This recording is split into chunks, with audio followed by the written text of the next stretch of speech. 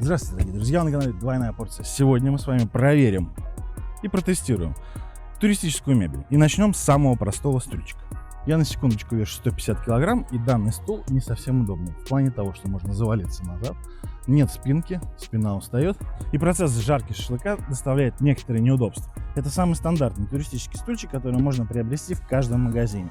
Они выдерживают примерно до 100 килограмм, не совсем устойчивые, и с них легко грохнуться влево либо вправо.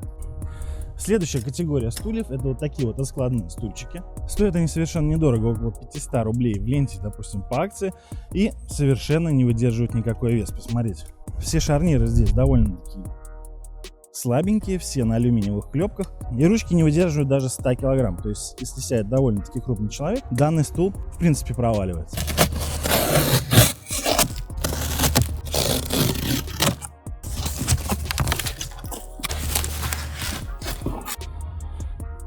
И сегодня я хочу вас познакомить с данным стульчиком.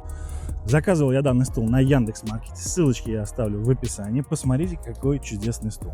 Стул полностью создан из трубки 15 на 15 миллиметров. Имеет вот такие вот хорошие деревянные ручки, которые прикреплены на металлическое основание. Здесь имеется крепкая ткань, которая выдерживает до 130 килограмм. Стульчик легко складывается. То есть раз, два. И даже мой вес в 150 килограмм он держит, в принципе, довольно-таки спокойно. Посмотрите. И вот такой вот интересный тест-обзор у нас сегодня получился. Маленькое короткое видео, в котором я вам показал и рассказал, какие стульчики для природы лучше всего выбрать, если вы большой и тучный человек. А я продолжу жарить шашлык. Всего вам хорошего. До новых встреч. Пока.